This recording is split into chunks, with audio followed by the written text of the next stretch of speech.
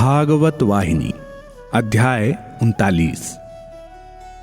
वास्तव में भगवान श्री कृष्ण की बाल लीलाओं का स्मरण करना और अन्य लोगों को भी उनके आनंद का श्रवण सुख पहुंचाने के लिए वर्णन करना एक ऐसा शुभ कार्य था जिससे सुखदेव जी को स्वयं बड़ा आनंद प्राप्त होता था। इसलिए जैसे ही महाराज परीक्षित ने प्रश्न किया, सुखदेव जी ने कहा, हे राजन, तुम्हारे जो भी थोड़े से दिन शेष रह गए हैं उन्हें भगवान के ध्यान में ही व्यतीत करने के अतिरिक्त तुम्हारे लिए और कोई श्रेयस्कर मार्ग नहीं है। भगवान के कार्यकलाप तो अमृत बिंदु हैं, आनंद के स्रोत हैं। अब बताओ कि तुम उनकी कौन सी लीला सुनना चाहते हो।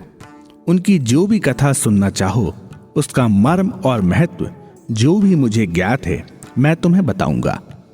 महाराज परीक्षित ने निवेदन किया, हे स्वामी, मैं तो आपसे यह सुनना चाहता हूं कि गोपाल ग्वाल बालों के साथ किस अद्भुत ढंग से रहते थे। सुखदेव जी उन्हें सुनाने लगे, हे राजन, गोपाल तड़के ब्रह्म मुहूर्त में उठ जाते थे।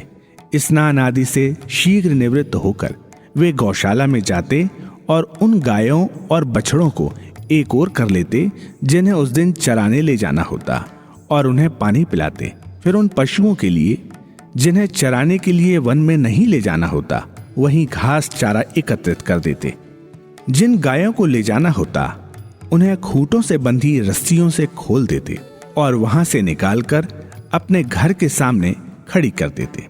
घर में जाकर अपनी दही भात रोटी आदि को पोटली बांध साथ में लेते और बड़े भैया जी को कहकर चलने के लिए सावधान करते कि चलने का समय हो गया है।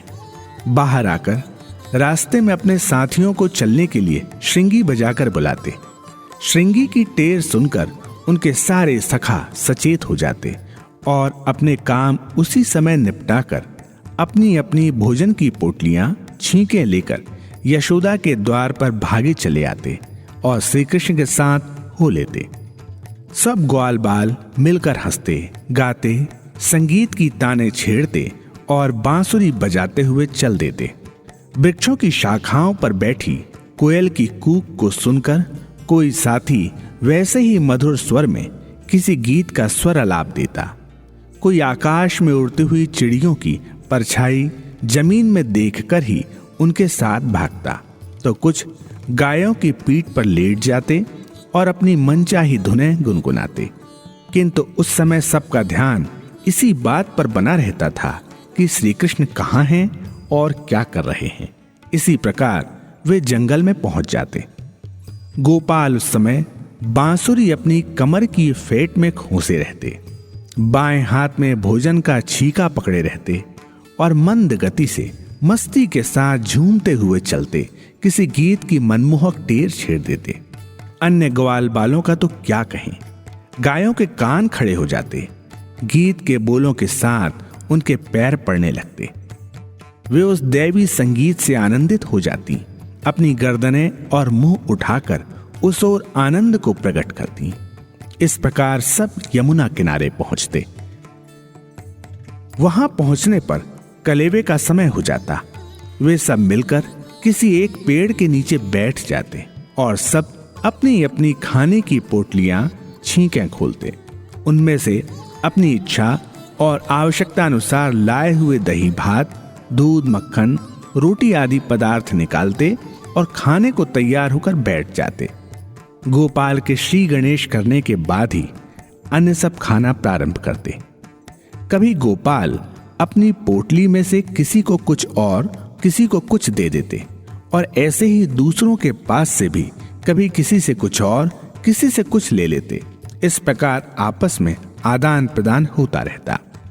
कभी जब गोपाल खाते खाते बीच में ही ग्वाल बालों से उनके खाने में से कुछ देने के लिए मांग बैठते तो वे कुछ देने में झिझकते और डरते, क्योंकि वे सोचते थे कि जूठा खाना कैसे दें।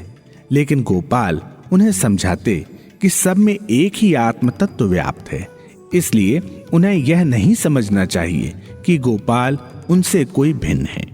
खाने के जूठा हो जाने में संकोच और औपचारिकता बरतने की यह कैसी बात, जब सब वास्तव में एक ही हैं और गोपाल किसी भी साथी का आधा खाकर रखा अचार या मुरब्बे का टुकड़ा उठाकर स्वयं खा जाते।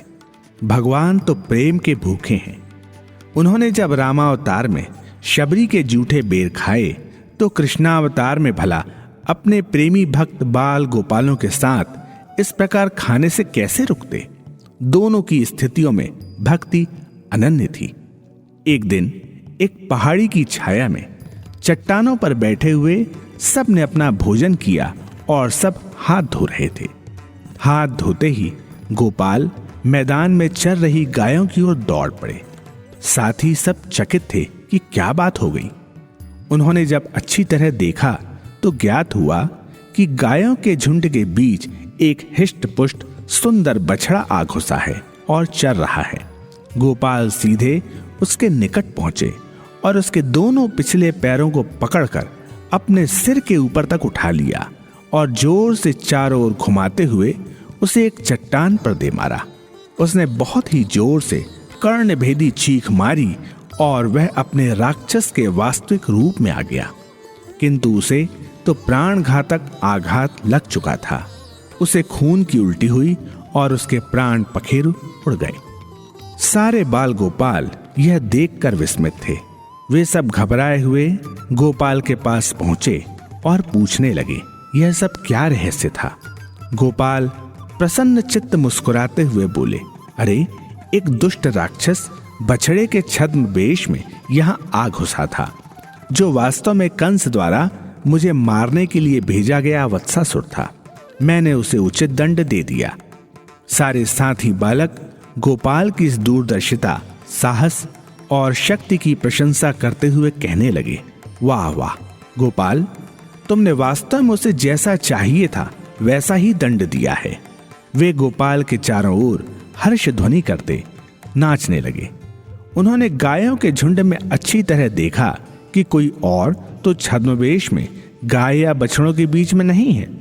उन्हें इस बात का भी भय था कि उस असुर ने किसी बछड़े या गाय की तो किसी प्रकार क्षति नहीं कर दी, इसलिए उन्होंने सारी गायों और बछड़ों को अच्छी तरह से संभाला। दोपहर तक वे एक दूसरी पहाड़ी की तलहटी के हरे मैदान में पहुंचे। गायों और बछड़ों को उन्होंने पहाड़ी की खोह में खड़ा कर दिया, जिससे उन्हें धूप ना लगे और वे कुछ आराम कर सकें। सब लोग सघन पेड़ों की छाया के नीचे हरी घास में लेट लगाने लगे। इस प्रकार आराम करते हुए उन लोगों ने दोपहरी काटी और जैसे ही शाम होने को आई उन्होंने लौटने की तैयारी की। एक ग्वाला गायों को इकट्ठा करने को उठा। उसने देखा कि एक विशाल बगुला, जिसकी चोंच बड़ी लंबी और कठोर थी, एक एक पशु को समूचा ही निगले जा रहा था। यह दृश्य देखकर वह भयभीत होकर चीखा, हे कृष्ण, हे गोपाल। उसकी करुण पुकार सुनकर गोपाल सहायता के लिए दौड़ पड़े।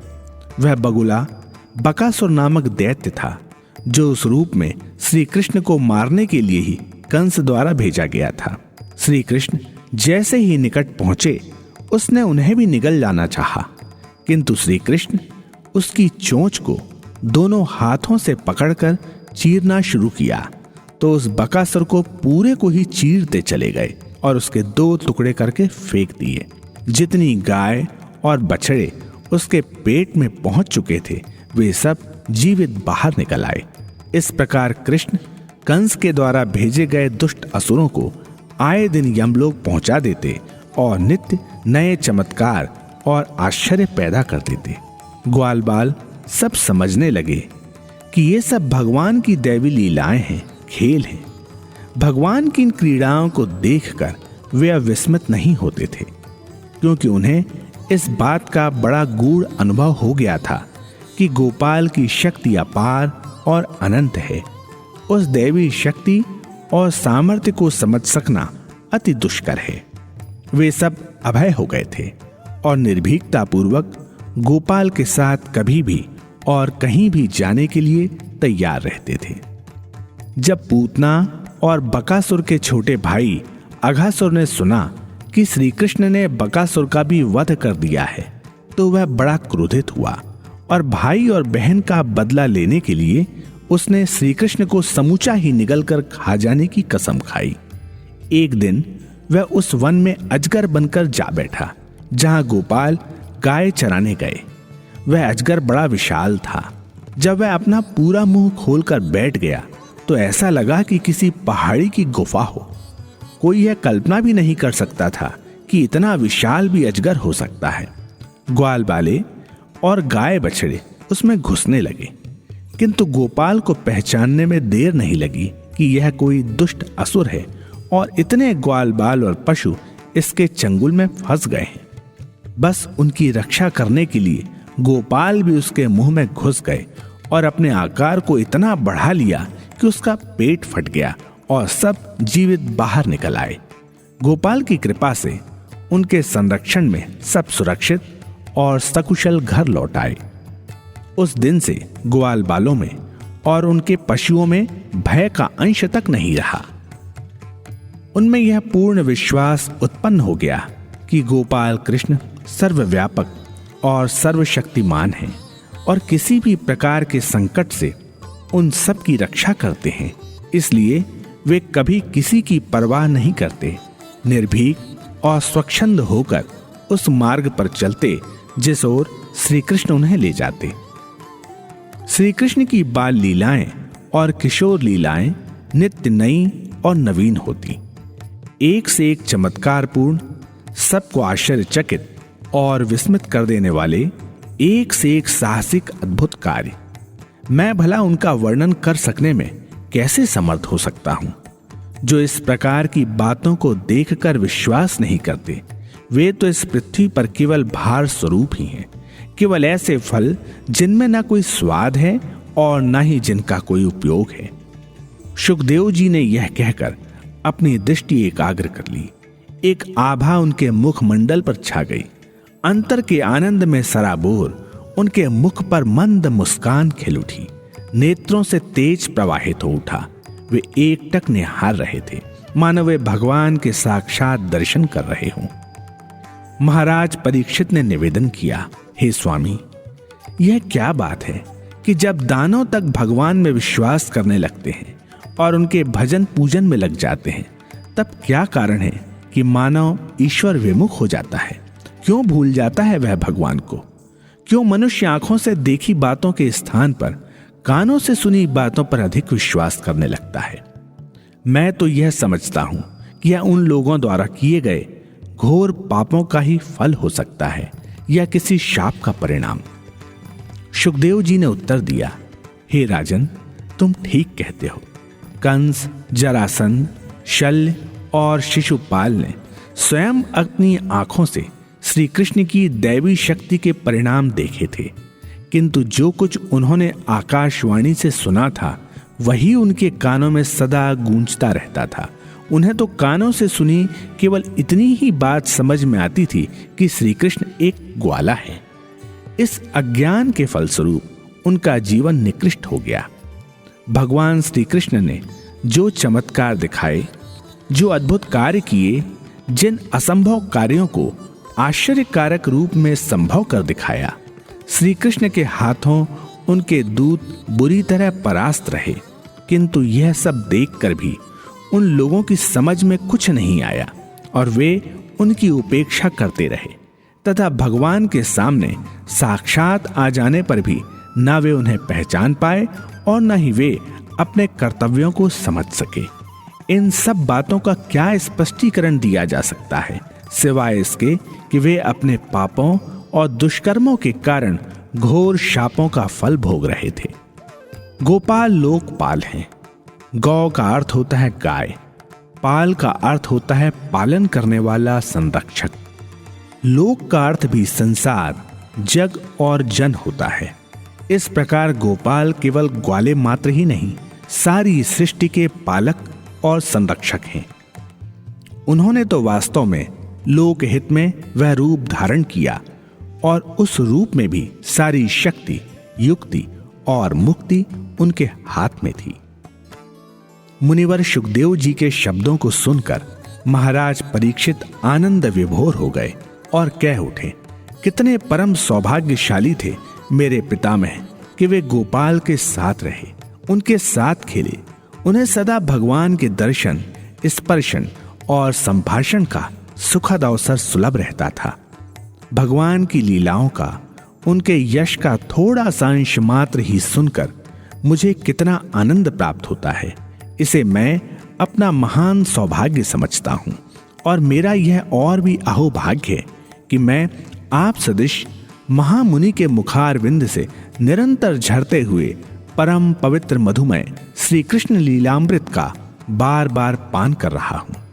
यह सब कुछ मेरे पूर्वजों के आशीर्वाद का ही पुण्य फल है, अन्यथा किसको बिना किसी सौभाग्य के ऐसा सुअवसर उपलब्ध हो सकता है। इतना कहते हुए महाराज परीक्षित के नेत्रों के कृतज्ञता के प्रतीक आनंदाश्रु ढुलक पड़े। महाराज परीक्षित की श्री कृष्ण लीलाओं के वर्णन सुनने की उत्सुकता और बढ़ गई और उन्होंने शुकदेव जी से निवेदन किया, हे मुनिवर, कृपा कर आगे की लीलाओं का वर्णन सुनाएं। गोपाल ने कालिया नाग का कैसे मान मर्दन किया, उस लीला का क्या आंतरिक गूढ़ अर्थ है, उसके पीछे क्या रहस्य है, इसे उनके यश और प्रताप का विस्मयकारक प्रतीक क्यों माना जाता है। मुझे ये सब बातें भली प्रकार से समझाने की कृपा करें।